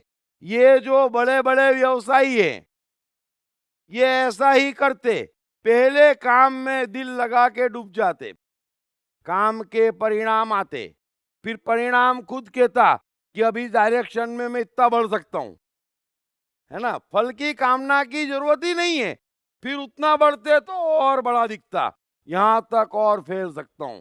और 4 साल में एक छोटा सा लैपटॉप लिए बैठा हुआ व्यक्ति वर्ल्ड का सबसे बड़ा धनपति बन सकता, इतनी स्पीड से ये गणित चलता है। इसमें कहीं फल बीच में नहीं है, एक लीला है, एक रास है जो होता चला जाता। बस हम यहां जाते, इतना दिखता, फिर आगे बढ़ते, फिर इतना दिखता, और इतना ऑटोमेटिक होता कि उस आदमी को एहसास भी नहीं होता। जब दुनिया कहती कि अरे तू तो बिल गेट्स हो गया, तब उसको पहली बार पता चलता है कि अरे हाँ मैं तो बिल गेट्स हो गया क्योंकि खेल ही खेल में हो गया। इसीलिए समझ लेना, बच्चे खेलते हैं और खेल ही खेल में घर बनाते हैं, बस वो कला आप भूल गए और अब सीरियस हो गए, प्लानिंग करने लग गए, कामनाएं करने लग गए और सोचते हैं घर बनाएंगे, अरे जिंदगी बीत जाएगी। लोगों ने नगर बसा लिए खेलते ही खेलते, है ना। कृष्ण ने खेल खेल में द्वारका बसा ली। यहां पर सबको द्वारका बसाने की छूट है, लेकिन खेल ही खेल में बस आप खेलते जाइए, खेल खुद बताते जाएगा और आगे कहाँ जाना, कहाँ जाना, कहाँ जाना, कहाँ। इसमें ना बुद्धि की जरूरत, ना प्लानिंग की जरूरत, ना कैलकुलेशन की जरूरत, ना फल की जरूरत, ना अंगूठी धागे ज्योतिष की जरूरत, है ना। बस बनता चला जाएगा और पता भी नहीं चलेगा, कर्तापन इसमें होता ही नहीं है। पेंटिंग बनने के बाद कोई ये नहीं कह सकता कि पेंटिंग मैंने बनाई। अवार्ड आप देते हैं, उसे गर्व भी नहीं होता, क्योंकि वो जानता है कि ये परमात्मा की एक खूबसूरत लीला है और कुछ भी नहीं है, इसमें मेरा कुछ भी नहीं है। इसीलिए जब आप बिल गेट्स को देखते, स्टीव जॉब्स को देखते, मार्क जकरबर्ग को देखते, और फिर बड़े बड़े संतों को देख लेना, महान महान पोप को देख लेना, यहां पर पोप की तस्वीर रखना, यहां पर मार्क जकरबर्ग को बिठाना, आपको पता चल जाएगा किसमें कितना परमात्मा है और किसमें कितना अहंकार है ना। तो पोप होने से धार्मिकता नहीं आ जाती, समझ लेना, धार्मिकता एक अलग गुण है। तो इन्होंने जो कुछ भी कहा, यदि आप उसको समझ जाएंगे तो खेल ही खेल में आपको तय नहीं करना है। आप बैठे हैं, आपका धंधा है, आपका स्टाफ है, खेलते ही खेलते, लीला करते करते वो खुद ही आपस में तय करते चले जाते सब मिलके, और सब कुछ होता चला जाता, होता चला जाता, होता चला जाता, और कब क्या हो जाते पता ही नहीं चलता। इसीलिए तो मैं कह रहा हूं कि एक बार एडिसन एक वैज्ञानिक सम्मेलन में पहुंच गया। अब उसके फोटो तो छपते नहीं थे पेपर में, तो बैठ गया जाके सम्मेलन में कि कुछ सीखने को मिलेगा। अब स्टेज पे जो वैज्ञानिक आए वो एडिसन की तारीफ करे, तब जाके एडिसन चौंक गया, अरे मैं इतना बड़ा हो गया कि ये कोई दूसरा एडिसन है मालूम ही नहीं पड़ता है। वो तो दुनिया को कहना पड़ता है कि जकरबर्ग, ए बिल गेट्स, आप नंबर 1 धनपति हो गए। अच्छा, मालूम ही नहीं है, खेल ही खेल में हो गया, न टेंशन है। देखना बिल गेट्स को, कहीं मेहनत का टेंशन है उसके चेहरे पे, कहीं मैंने कमाया का अहंकार है, अरे पूरी चैरिटी कर दी, और मुंह से कभी बोलते भी नहीं है कि हमने ये किया, शर्म आती है, क्योंकि हमने किया ही नहीं। देने वाला श्री भगवान था, लेने वाले श्री भगवान है। सो ये महान बात है। इसीलिए कर्म करो पर फल की चिंता मत करो। तो मैंने समझाने की कोशिश करी इन्हीं के आधार पर। पूरी तरह से, वेरी गुड। कैसे अनपढ़ एडिसन 1000 से ऊपर पेटेंट्स रजिस्टर करवाने वाले वैज्ञानिक हो गए? कैसे पेट्रोल पंप पर पेट्रोल भर रहे धीरू भाई इतने बड़े व्यवसायी हो गए? कम पढ़े लिखे व स्कूली शैतान कैसे स्टीव जॉब्स हो गए? सफलता के पैमाने अनेक, कारण सिर्फ एक, मन की शक्तियाँ। मन की शक्तियों को जगाने तथा एक सुखी और सफल जीवन जीने के लिए पढ़िए दीप त्रिवेदी की बेस्ट सेलिंग किताब मैं मन हूँ। ग्वालों सा जीवन गुजारने के बाद कृष्ण ने द्वारकाधीश तक का सफर कैसे तय किया? क्या है कृष्ण के द्वारका बसाने के पीछे की दास्तां? पढ़िए बेस्ट सेलिंग लेखक दीप त्रिवेदी द्वारा लिखित मैं कृष्ण हूँ। ये किताब अंग्रेजी, हिंदी तथा गुजराती में सभी प्रमुख बुक स्टोर्स और ई कॉमर्स साइट्स पर उपलब्ध है। क्या है सफलता का सार सूत्र? क्या है जीवन को खुशियों से भर देने का मूल मंत्र? जीवन जीने का क्या है सही तरीका? क्या है कर्म और फल का संबंध? क्या है जन्म और पुनर्जन्म का रहस्य? दीप त्रिवेदी द्वारा भगवत गीता के संपूर्ण 18 अध्यायों के 700 श्लोकों पर की गई इन चर्चाओं में पाइए ऐसे ही कई सवालों के जवाब और समझिए उनके सही अर्थों को। ये तमाम डीवीडीज atmanestore.com और ई कॉमर्स साइट्स पर उपलब्ध हैं। मैं एक बात डीप टॉक्स का ग्रेटिट्यूड व्यक्त करते हुए कहना चाहूँगा कि यहाँ जब मैं आया और शुरू किया था तो मैंने एक सिर्फ ऐसे ही खेल में एक ऑब्जेक्ट बना लिया था कि मैंने कहा था कि जब यहाँ 3 घंटे पूरा जो टॉक्स होता है तो उसी समय मैंने यही सोच रखा था कि उसी समय मेरे को लिखना है और उसी का आज के ही टॉपिक पे लिखना है। तो मैंने उसमें मेरा कोई टारगेट नहीं था, सिर्फ यही था कि लिखने के साथ साथ ये आपको बताते हुए मुझे डीप टॉक्स का आपका बड़ा आभार व्यक्त करते हुए, कृतज्ञता व्यक्त करते हुए मुझे बताना पड़ रहा है कि 2-1.5 महीने पहले मैंने जो एक गीत यहाँ पे जो बोला था वो गीत किसी को इतना पसंद आया कि एक आने वाली बहुत अच्छी सीरियल का टाइटल सॉन्ग वो आ रहा है। Good good good. और वो सिर्फ मैं वो लाइन भी बता ही देता हूँ मैं आपको, जो यहाँ से मेरे को जो, और वो था समय की धारा वाला, जो मैंने 2 लाइन था ना, समझा जो भी समय की धारा वो ही समय के पार चला, जो डूबा वो ही तर गया, जो नहीं डूबा डूब चला। ये यहाँ का मेरे लाइफ में एक टर्निंग पॉइंट डीप टॉक्स लेके आया, उसके लिए मैं बहुत बहुत कृतज्ञता व्यक्त करता हूँ। अब मैं आप सबको एक सामान्य बात बता रहा हूं। धर्म जो है वो एक साइकोलॉजिकल गणित है और एक ज्ञान है ना, और दुर्भाग्य से यह ज्ञान बहुत कम लोगों को है और इसकी चर्चा नहीं है। और मैं चाहता हूं सबको सिखाना कि आपके भीतर का गणित जागे और ये जो बातें हैं ये एक्चुअल में क्या है ये थोड़ा आप समझे, है ना। और ये मौका छोड़े मत। जब भी मैं कोई छोटी मोटी साइकोलॉजी आपसे कहता हूं तो आप समझ लेना, यदि मैं कहता हूं कि संतोष, है ना, तो वो आपको 2 ही कंडीशन में मिल सकता, या तो आप कोई क्रिएटिविटी करें या किसी दूसरे का भला करें, है ना। जैसे मैं समझाता हूं क्षमा, ये शब्द गलत है, समझ लेना। यदि आपको किसी चीज का बुरा लगा है तो आप क्षमा नहीं कर सकते, है ना। तो क्षमा इस दुनिया में नहीं है।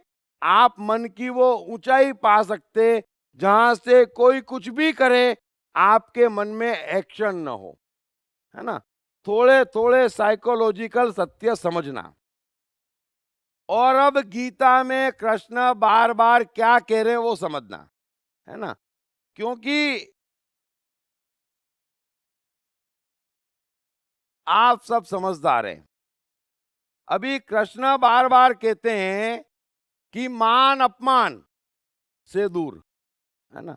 पाप पुण्य से परे, अच्छे बुरे से परे, सफलता असफलता से परे, सुख दुख से परे। इसका अर्थ क्या हुआ?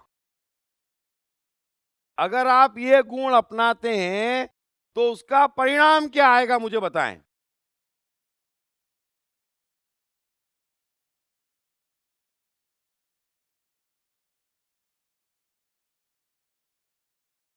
एक परिणाम आएगा, नहीं परम आनंद नहीं, आपके भीतर एक परिणाम आएगा। परम आनंद नहीं, थोड़ा सा सोचें, क्योंकि क्या है, अगर ये एक्सरसाइज आपने करी, क्योंकि ये एक्सरसाइज करने का मौका कभी नहीं मिला किसी को, आप कोशिश करें कि मैंने ये इंप्लीमेंट करा तो अंदर क्या होगा, है ना। भाई कृष्ण कह रहे हैं कि ऐसा ऐसा ऐसा ऐसा, तो वो किससे कह रहे हैं? आप ही से कह रहे हैं, हम ही से कह रहे हैं, अर्जुन से कह रहे हैं। यदि वो ऐसा करेगा, चलो इस चीज को इंप्लीमेंट करा, तो अंदर एक प्रभाव आएगा, है ना, अंदर एक मैजिक होगा। दृष्टा, witness, you would be witness only. होगा होगा होगा, Santosh, he will be witness. Energy आएगी, चलो संभाव, दृष्टा, एनर्जी नहीं, शून्यता आएगी, शून्यता आएगी। देखो मैं आपसे बता रहा हूं एक चीज और मैं समझाना चाह रहा हूं, क्लू दे रहा हूं। यदि आप एक चीज इधर से अंदर डालेंगे, है ना, यानी कि आप जो भी दवाई साइकोलॉजी में यहां से यूं लेते हैं, तो अंदर एक परिवर्तन आता है, और अगर जो परिवर्तन अंदर आता है, यदि उसको बाहर निकालेंगे तो ये चीज होगी, समझ लेना, अरस परस है ना। ये मैंने और क्लू दे दी, रिएक्शन बंद हो जाएगा। नहीं, वो तो हो जाएगा, सक्सेस भी मिल जाएगी। परिवर्तन क्या आएगा अंदर? अंदर परिवर्तन क्या आएगा, बाहर नहीं। अंदर परिवर्तन हो जाएगा, संभाव में जीने लगेगा, संभावता आएगा, संभाव हो जाएगा। संभाव तो हो जाएगा। हाँ। ये तो श्लोक कह रहा है, ये तो श्लोक अपने आप में कह रहा है कि संभाव में स्थित हो जाओ। हाँ, नहीं, अगर वैसी स्थिति जो जिसका वर्णन आप कर रहे हैं, वैसी स्थिति आने का मतलब है कि फिर हम संभाव में स्थित हो गए, हम संभाव से जीने लगते हैं, और मान अपमान, हानि लाभ, ये सब किसी चीज का प्रभाव नहीं पड़ेगा, और संभाव में जीने लग जाएंगे। मैं आपको समझा रहा हूँ, एक मिनट मैं इनको जो ये कह रहे हैं ना, वो भी चीज समझ लेना। आप जो ये कह रहे हैं वो चीज मैं समझाने की कोशिश कर रहा हूँ। भाई पाप पुण्य, मान अपमान, सुख दुख, कृष्ण कह रहे हैं, बरोबर है, कि इसमें भेद मत रखो। अगर सारी बात को मुझे एक बात में कहना हो, तो कृष्ण बार बार कह रहे हैं कि संभाव में स्थित हो जा, तो संभाव और ये बातें एक ही हुई। आपके आगे बात समझ में सबके, है ना, आगे ना बात समझ में। ये दोनों बाहर की बात है, अंदर क्या होगा? एक चीज हम बाहर से डालेंगे भीतर, तो भीतर कुछ परिवर्तन होगा, है ना, और भीतर से वो चीज निकालेंगे तो बाहर परिवर्तन होगा, है ना। तो वो क्या होगा?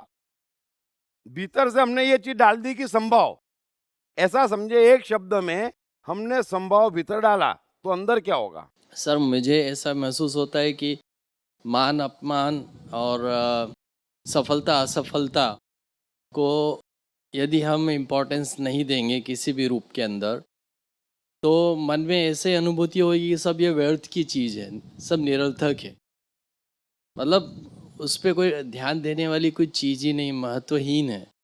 ऐसा महसूस होएगा जब हम इसकी ये टाइप की लेवल को डेवलप कर लेंगे। वो सब व्यर्थ की बात है। Thank you sir. सबके प्रति प्रेम भाव उत्पन्न होगा, करुणा भाव उत्पन्न होगा, एक अंदर से एक अजब आसक्ति का अनुभव होगा। नहीं, आसक्ति का तो अनुभव फिर खत्म ही हो गया, आसक्ति का तो अनुभव ही खत्म हो गया। सर मैं हुई नहीं, मतलब कुछ मैं हो रहा हुई है। नहीं, बरोबर बरोबर, मैं हुई नहीं। भीतर सेल्फ कॉन्फिडेंस आ जाएगा, भीतर एक सेल्फ कॉन्फिडेंस आ जाएगा, कर्तापन का अभाव हो जाएगा। सच्चिदानंद का अनुभव होगा। सर बॉडी अवेयरनेस नहीं रहेगा, मतलब शरीर से जितना अपने आप को आइडेंटिफाई करते हैं वो नहीं करेंगे, आत्मा लेवल पे आ जाएंगे। सर यहाँ जो बरोबर। सेल्फ कॉन्फिडेंस बोल रहे हैं वैसा एक विश्वास आ जाएगा कि जीवन को चलाने वाले हम नहीं हैं, जीवन को चलाने वाला कोई और है और वो अच्छे से चला रहा है। तो हमारी जो उथल पुथल होती है कि मेरे करने से ये काम होता है, शायद वो फीलिंग खत्म हो जाएगी। बरोबर, जब कुछ रखना ही नहीं होगा तो सब स्पॉन्टेनियस हो जाएगा ना। बराबर है, दृष्टा बन सर, जाएंगे। सर अगर ऐसा कोई परिस्थिति होता है जैसे सुख दुख पाप पुण्य कुछ नहीं होगा तो मैं तो अपनी जगह पे बैठ जाऊंगा, मैं तो कुछ कर ही नहीं पाऊंगा आगे। ये जो है मैं तो फिर समझ क्या पा रहा हूँ। कृष्णा क्राइस्ट कुछ कर ही नहीं रहे क्या? सर वो फिर बाद में अंदर से कुछ सर वो माइंड शांत वो हो जाता अनुभव है। आएगा, वो अनुभव नहीं है इसलिए ऐसा लगता है। जैसे अभी मैंने उसमें समझाया, जनरली सब जने पूछते हैं कि फल की कामना नहीं करेंगे तो बिल गेट्स कैसे बनेंगे। तो मैंने उस अनुभव से समझाया कि फल की कामना करेंगे तो इस जन्म में बिल गेट्स क्या नौकरी भी नहीं कर पाएंगे, है ना। देखो कोई और बोलना चाह रहा है? हाँ प्लीज। प्रेम का अनुभव होगा, प्रेम भौती प्रेम। सर क्लैरिटी आ जाएगी, क्लैरिटी जो सेंस ऑफ डायरेक्शन जो बोलते हैं लाइफ में वो क्लियरली पता चलेगा, ये मेरा अनुभव है। गुड गुड गुड, दीजिए दीजिए। हाँ, सहजता का अनुभव होगा, सहजता का अनुभव होगा। स्पॉन्टेनियस। और कोई? माइक देना, माइक। क्या कह रहे हैं आप? स्थित प्रज्ञ हो जाएगा, जो कुछ भी हो रहा है नेचुरल हो रहा है और उससे उसको कुछ लेना देना नहीं। सर आप ही बोल दो ना।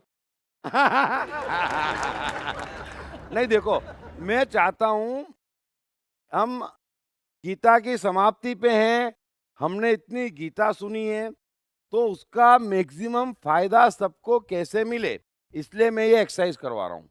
बरोबर, अब सबने कह लिया, समझने की कोशिश करी, सबने अच्छा बोला। अब मैं बता रहा हूँ कि धर्म क्या होता है और कृष्ण कह क्या रहे हैं अर्जुन से, है ना। और अब एक बात समझना, कृष्ण अर्जुन से पहले क्या कहते हैं? मान अपमान, पाप पुण्य, अच्छा बुरा, सफलता असफलता सबको समान मान। उनका कोई कैलकुलेशन कर्म करने में नहीं होना चाहिए, है ना। अब इन्होंने कहा कि ये कैलकुलेशन नहीं होगा तो मैं यहीं का यहीं बैठ जाऊंगा। अगर ये कैलकुलेशन नहीं होगा तो आप यहीं का यहीं नहीं बैठेंगे, नंबर 1। फिर जहां बैठे हैं जीवन में वहां भी नहीं बैठेंगे, क्योंकि ये करने से मनुष्य कहां पहुंच जाएगा? अपनी मूल प्रकृति में हाथों हाथ पहुंच जाएगा। तो कृष्ण का ये तमाम बात कहने का अर्थ ये है कि मनुष्य अपनी मूल प्रकृति में पहुंच जाए, यानी जो बच्चा था वापस बच्चा हो जाए। समझ लेना आप चीज को, थोड़ा सा अंदर झांकना आप। अब मूल प्रकृति में बैठ गए आप, क्योंकि मान से भगना नहीं है, अपमान से भगना नहीं है। यानी मैं यहां बैठा हूं लेकिन अब मुझे पुण्य के लिए नहीं हिलना है, पाप के लिए नहीं हिलना है, हार के लिए नहीं हिलना है, जीत के लिए नहीं हिलना है ना, सफलता के लिए नहीं हिलना है, असफलता के लिए नहीं हिलना है। तो फिर किस बात के लिए हिलना है? जो मेरे भीतर है उस बात के लिए हिलना है, मेरी मूल प्रकृति से हिलना है। अब कृष्ण अर्जुन को समझा रहे हैं कि मेरे भाई तू मान अपमान, पाप पुण्य, धर्म अधर्म हटा दे, तो तू क्या करेगा? तो भीतर तो युद्ध छिपा है, भीतर तो मूल प्रकृति युद्ध की है, तू आया युद्ध करने तो युद्ध करेगा। अब आप इस बात को समझ लें कि ये जो महान विज्ञान है, आप यहां पर बैठे हैं और किस कारण से आप हिल रहे हैं उस पे पूरे जीवन का खेल निर्भर है ना। आप स्टेशन पे गए, है ना, फिर कौन सी गाड़ी पकड़ी उस पे डिपेंड है कि आपका डेस्टिनेशन क्या होगा, है ना। समझ गए इस बात को? अब आपने गाड़ी तो कलकत्ता की पकड़ी और इच्छा करी है दिल्ली जाने की, और अंगूठी भी पहनी है बाबा की कि ये दिल्ली पहुंच जाएगा बच्चा तो सुख सफलता से, रास्ते में कोई विघ्न नहीं आएगा, उससे कुछ भी नहीं होगा। कलकत्ता की गाड़ी पकड़ी होगी तो कलकत्ता ही पहुंचेंगे, है ना। सो पूरी बात का सार समझ लेना, जो कोई जहां कहीं भी बैठा है वो वहीं के वहीं तो बैठे रहने वाला नहीं है, उसे हिलना पड़ेगा। हिलना अर्थात गाड़ी पकड़ना पड़ेगी। अब 3 गाड़ियां संसार में हैं। एक परमात्मा की, जिसे हम सत्व कह सकते, है ना, एक बीच की जिसे राजस कह सकते, और एक परेशानियों की जड़ जिसे तमस कह सकते।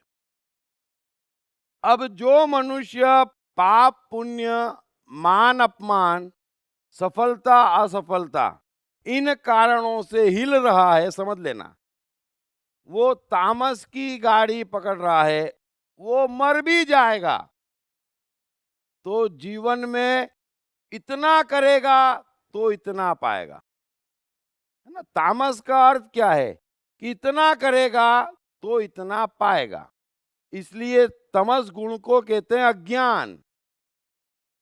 ये बात समझ में आ गई। अब अगर वो इससे नहीं हिलेगा तो ये गलत फहमी मत रखना कि वो यहीं बैठा रहेगा, है ना। अब बच्चा पाप पुण्य, अच्छा बुरा, मान अपमान से नहीं हिलता है, लेकिन जितना बच्चा हिलता है उतना दूसरा कोई नहीं हिलता है ना। तो वो कहां से हिलता है? वो अपनी प्रकृति से हिलता है, बरोबर है। तो आप अपनी प्रकृति से हिलेंगे, और जैसे ही प्रकृति से हिलेंगे आप राजस में आ जाएंगे। ये बात समझ में आ गई। अब आप इस कारण से हिलेंगे तो आपकी दुनिया में जो व्यक्ति हैं वो अलग होंगे, जिस धंधे में है वो अलग होगा, जो आपके मन बुद्धि है वो अलग होंगे, अगर आप मान अपमान पाप पुण्य से हिलेंगे। यदि आप प्रकृति से हिलेंगे तो सब कुछ चेंज हो जाएगा, सब कुछ चेंज हो जाएगा। यही जीवन का खेल है। आप एक अलग ही ट्रेन पकड़ेंगे, जीवन आज से और अभी से बदलना शुरू हो जाएगा। अब जो तीसरी ट्रेन है परमात्मा की, उसकी इस समय हम चर्चा ही नहीं कर रहे हैं। अभी हम 2 बात कर रहे हैं, ये ट्रेन और वो ट्रेन। सो धर्म की पहली सीढ़ी है कि ये जो हम मान अपमान, सफलता असफलता, किसी भी द्वंद्व से भाग रहे हैं बाहर, पाप पुण्य अच्छा बुरा, उसके बजाय प्रकृति से भागे तो आपकी ट्रेन चेंज हो जाएगी। जब प्रकृति से भागेंगे तो भीतर एक महान गणित आएगा, भीतर एक महान पावर आएगा। अब आप थोड़ा सा बच्चों को देखना, उनके भीतर एक कमाल का गणित होता है और एक कमाल का पावर होता है।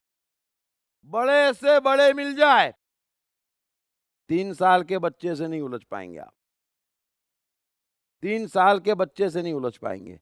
आपका मूड कितना ही खराब हो, थाड़ थाड़ थाड़ मारते हुए आगे बढ़ रहे हैं, और 3 साल का बच्चा आएगा, हाथ जेब में चला जाएगा। पावर है उसमें। और बच्चा ना आपके कपड़ों पे जाता, न रिश्तों पे जाता, वो अपने अंतःकरण पे जाता, और वो जानता है कि कौन प्यारा है और कौन खिलौना दिलवाएगा। पूरा गणित जानता है वो, उससे चालू आइटम कोई नहीं है ना। मैं आपको अच्छी भाषा में समझा रहा हूं, इसलिए बच्चे की हर मांग पूरी होती, और वो गलत आदमी से मांगता भी नहीं। आपको कुछ चीज देनी ना हो और आप प्रेम से पूछ ले, बेटा कुछ चाहिए, वो अंदर देख लेता है तेरी औकात क्या, हट। वो तुरंत कहेगा मुझे कुछ नहीं चाहिए, मैं तो तातू के पास जा रहा हूं, क्योंकि चाचू देंगे ना। बच्चा कोई माँ बाप कुछ नहीं गिनता है, और माएँ चिल्लाती रह जाती। देखना, पिताजी चिल्लाते रह जाते, अरे तो हमारे पास तो आता ही नहीं, चाची के पास ही रहता है।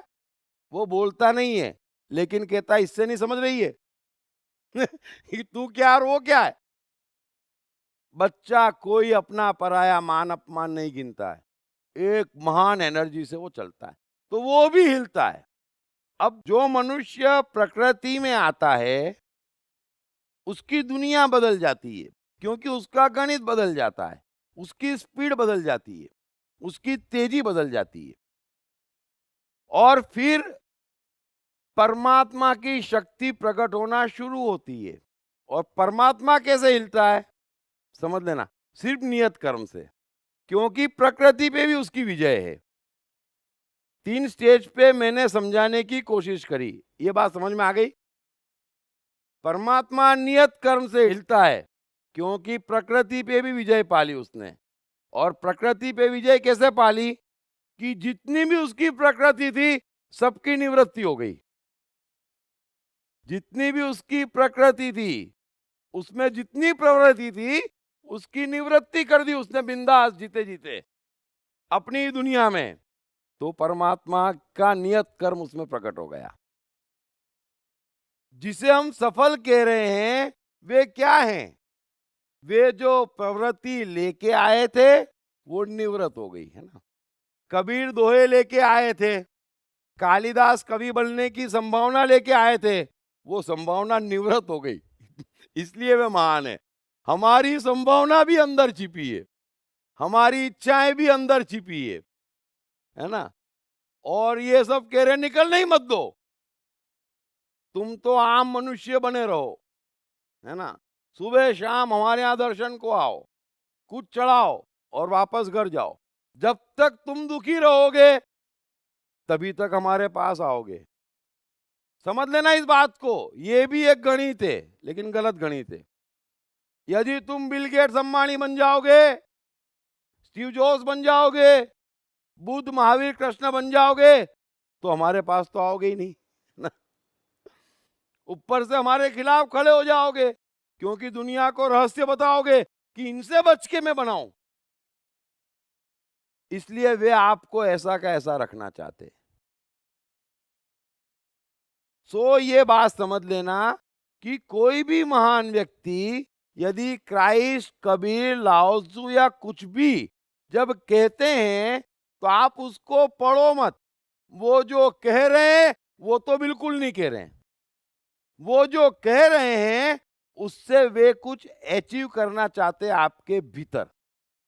आपके भीतर का कंप्यूटर वे सेट करना चाहते हैं, है ना। वे कुछ भी कह रहे हैं तो वो सेटिंग क्या चाहते हैं और वो सेटिंग क्या है ना, ये थोड़ा समझना। इसको कहते हैं हमने धर्म समझने की ओर कदम बढ़ाया। सो मैंने आपको समझाया कि पाप पुण्य मान अपमान जो कुछ भी कृष्ण कह रहे हैं वे इतना ही चाहते हैं कि अर्जुन तू अपनी मूल प्रकृति में स्थित हो जा। अब अर्जुन को वो बात समझ में नहीं आई तो कृष्ण दूसरी कैप्सूल दे रहे हैं कि एक काम कर, तू अपनी प्रकृति में स्थित हो जा। तो क्या होगा? मान अपमान पाप पुण्य अपने आप छूट जाएगा, क्योंकि आपकी प्रकृति वो तो पाप पुण्य मान अपमान सफलता असफलता लाभ हानि देखती ही नहीं है। और उसी से तो आप डरते हैं कि ये मरवाएगी ये तो समझती ही नहीं है ना। यही तो डर है, अब यही झगड़ा है और इस पे विजय पाना है। अब दूसरी बात जो मैंने सवाल पूछा था, यदि आप अपनी मूल प्रकृति में पूर्णतः स्थित हो जाते हैं और उसको जैसी है आप जीते हैं, बाहर निकालते हैं, तो आपको अनुभव क्या होगा? पहला अनुभव होगा कि अब कुछ भी अपने कंट्रोल में नहीं बचा। अब तो भगवान तेरी मर्जी, मैंने जो करना था कर दिया, अब जो तेरे को करना है कर दे भाई, है ना। क्योंकि अभी तक हम जो करते हैं वो हम कैलकुलेशन से करते हैं ना, कि ये पाएंगे और ये पाने हेतु ये करेंगे, लेकिन बुद्धि तो लगा ही नहीं, वो स्पॉन्टेनियस आया और निकाल दिया। जब निकाल दिया तो आपके हाथ में क्या बचा? अब तो जो करना है वो परमात्मा ने करना है। तो कृष्ण अर्जुन से क्या कह रहे हैं कि तेरा कर्म पे अधिकार है, तू फल पे अधिकार जमाने की कोशिश कर रहा है और मेरी मेहरबानियों से वंचित हो रहा है। समझ गए बात आप? कृष्ण अर्जुन से क्या कह रहे हैं कि तेरा अधिकार कर्म पे है, तू अपनी प्रकृति अनुसार कर्म कर। तू फल पे अधिकार जमाने की कोशिश कर रहा है कि ये पाप होगा या पुण्य, कौन जीतेगा कौन हारेगा, वो तेरा सब्जेक्ट नहीं है। तू कर दे, बाकी मेरे पे छोड़ दे, बस। तो आपको अंदर तक अनुभव हो जाएगा कि अब क्रोध तो मैंने कर दिया, है ना, अब क्या होगा? अब पत्नी चाहे बेलन लेवे, चाहे मायके चली जाए, अब फल तो परमात्मा के हाथ में है ना। अब तक पत्नी क्या करेगी ये सोच के आप क्रोध नहीं निकाल रहे थे, इतनी सी तो बात है। और जैसे ही निकालेंगे आपको अनुभव हो जाएगा कि मेरे हाथ में कुछ नहीं है प्रभु। पहली बार आप जीवन में प्रभु को याद करेंगे ईमानदारी से। अब तक तो प्रभु को जो कुछ भी आप याद कर रहे हैं ना, वो सब दिखावा है। आपने पूरा बाहर निकालते ही आपको पहला अनुभव होएगा, भगवान तू जाने तेरी लीला, मेरे पास तो अब जो कुछ भी आएगा उसे स्वीकारने के अलावा ऑप्शन नहीं है। समझ लेना, आप कहां से कहां पहुंच जाएंगे रातों रात। आपको दुख नहीं, जैसा सबने बताया, फिर चिंता नहीं, फिर टेंशन नहीं, क्योंकि जब मेरे हाथ में ही कुछ नहीं। ये सारी बातें आप कब तक कर रहे हैं? जब तक एक गलत फहमी में कि मेरे हाथ में कुछ है। अब यहां तो मेरे हाथ में कुछ है ही नहीं, आया और निकाला, मैं तो पोस्टमैन हो गया बैठे बिठाए है? तो जो आया वो निकाला, तो जो आया वो ले लिया, और क्या है? अल्टरनेट क्या है? सो कृष्ण जो समझा रहे हैं वो दोनों बात है। पूरा विज्ञान ये सभी लोग जब समझाते तो भीतर एक परिवर्तन चाहते, है ना। वो परिवर्तन भीतर आ जाए, उसी लिए उनकी बात सुनना है। वो सुन के वैसा का वैसा करने का कोई मतलब नहीं है। समझना इतना है कि वो भीतर क्या परिवर्तन चाहते हैं, उस चीज को अचीव करना है। सो चाहे प्रकृति में स्थित हो जाए तो मान अपमान पाप पुण्य छूट जाएगा, या पाप पुण्य मान अपमान छोड़ देंगे तो प्रकृति में स्थित हो जाएंगे। बस कान इधर से पकड़े, कान इधर से पकड़े, जैसी समझ में आए। लेकिन प्रकृति आसान है, कोई बुद्धि लगाना ही नहीं, और प्रवृत्ति कैलकुलेशन जानती ही नहीं बेचारी, है ना। प्रवृत्ति कोई कैलकुलेशन नहीं करती, वो तो आती और निकल जाती, बस। सो कृष्ण कह रहे हैं कि वह ब्रह्म में एक ही भाव से स्थित प्रसन्न मन वाला योगी न तो किसी के लिए शोक करता है, न किसी की आकांक्षा ही करता है। ऐसा समस्त प्राणियों में समभाव वाला योगी मेरी पराभक्ति को प्राप्त हो जाता है। ब्यूटीफुल, बस यही मैंने आपसे समझाया। यदि मैं स्पॉन्टेनियस हूं, अपनी प्रवृत्ति के अनुसार प्रवृत्ति निकाल रहा हूं, तो मैं किस चीज का शौक करूं? अब दुखी होने के लिए भी मेरे पास बचा क्या? और मैं किस चीज की आशा करूं, है ना। मैं किस चीज की आशा करूं? चलते रास्ते गुंडे से उलझ लिया हूं, है ना। अब किस चीज की आशा करूं और किस चीज का शौक बनाऊं? अब तो प्रभु और गुंडे के हाथ में, जो कुछ करना कर ले। आप इतने प्रसन्न हो जाएंगे, आपको मालूम ही नहीं है, इतने हल्के हो जाएंगे, क्योंकि मेरे हाथ में है ना, तब तक आप परेशान है।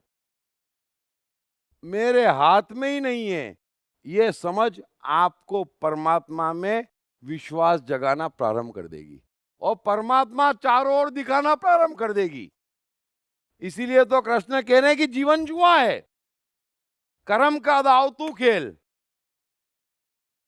कर्म का दाव तू खेल, और पत्ते क्या खोलूं ये मेरे पे छोड़, है ना। जीवन जुआ है, तू ब्लाइंड खेल, बस समझ लेना इस बात को।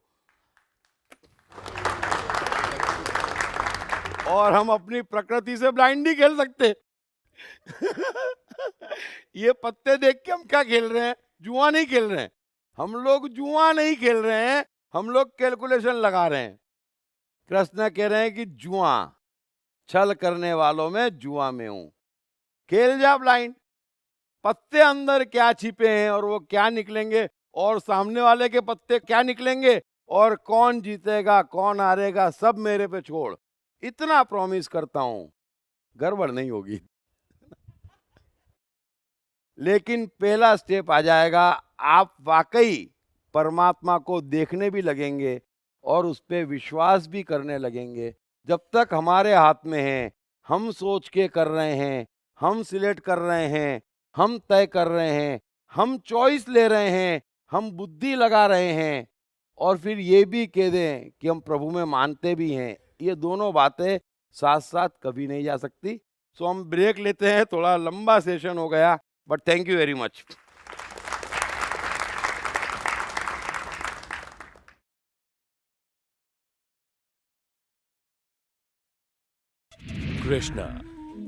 कृष्ण का बचपन कैसा गुजरा? कृष्ण राधा का प्यार क्या था? कृष्ण ने कितने विवाह किए? कृष्ण की चाइल्ड साइकोलॉजी क्या थी? कृष्ण ने ग्वाले से द्वारकाधीश तक का सफर कैसे तय किया? ये यादव स्थली क्या है? इन तमाम सवालों के जवाब जानिए। दीप त्रिवेदी द्वारा लिखित किताब मैं कृष्ण हूँ। ये किताब कृष्ण के संपूर्ण जीवन पर रिसर्च करने के बाद दीप त्रिवेदी द्वारा कुछ इस साइकोलॉजिकल अंदाज में सिलसिलेवार रूप से लिखी गई है कि जिसे पढ़ते पढ़ते आपका जीवन भी बदलता चला जाएगा। मैं कृष्ण हूँ। ये किताब अंग्रेजी, हिंदी, मराठी तथा गुजराती में एक साथ atmanestore.com साथ ही सभी प्रमुख ई कॉमर्स साइट्स पर भी उपलब्ध है। दीप त्रिवेदी की मनुष्य के जीवन और उसकी साइकोलॉजी पर एक गहरी पकड़ है। मनुष्य जीवन के विभिन्न पहलुओं पर सर्वाधिक चर्चा करने का रिकॉर्ड भी उन्हीं के नाम पर है। मनुष्य जीवन का ऐसा कोई पहलू नहीं जिस पर उन्होंने खुलकर चर्चा ना की हो,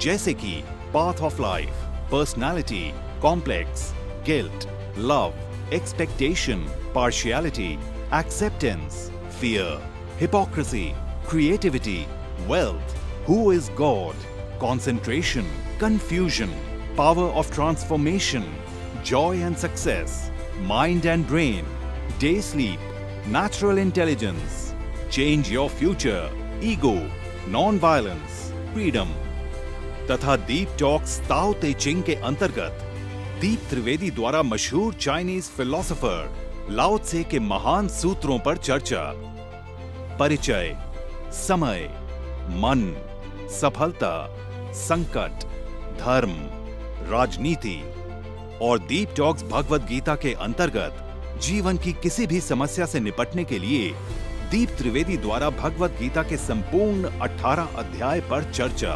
आप ये तमाम डीवीडीज और सीडीज सुनकर अपना और अपने परिवार का जीवन बदल सकते हैं। ये तमाम डीवीडीज और सीडीज आत्मन ई स्टोर तथा अन्य सभी ई कॉमर्स साइट्स पर उपलब्ध हैं। मैं मन हूँ पढ़ने के बाद अब तक लाखों लोगों ने अपने भीतर सकारात्मक परिवर्तन महसूस किया है और अपने जीवन को सुख और सफलता के मार्ग पर लगाया है। आप भी अपने जीवन में ये परिवर्तन आसानी से ला सकते हैं। पढ़िए दीप त्रिवेदी की बेस्ट सेलिंग किताब मैं मन हूँ। हर बच्चे में सफल और महान बनने की संभावना छिपी होती है। सवाल बच्चे द्वारा अपनी प्रतिभा को निखारने का तथा सही परवरिश पाने का ही होता है। दीप त्रिवेदी द्वारा लिखित रोचक ग्राफिक बुक्स पढ़िए। The story of Thomas Edison, अनपढ़ एडिसन के महान वैज्ञानिक बनने की दास्तान। नॉटिनस टू ग्रेटनेस, स्टीव से स्टीव जॉब्स बनने की कहानी। हॉटी टू डॉन्टी, चाइल्ड साइकोलॉजी समझने हेतु शेर के बच्चे की कहानी। न सिर्फ बच्चों बल्कि हर माता पिता व टीचर के लिए भी आवश्यक ग्राफिक बुक्स हिंदी तथा अंग्रेजी में आत्मन ई स्टोर तथा अन्य सभी ई कॉमर्स साइट्स पर उपलब्ध।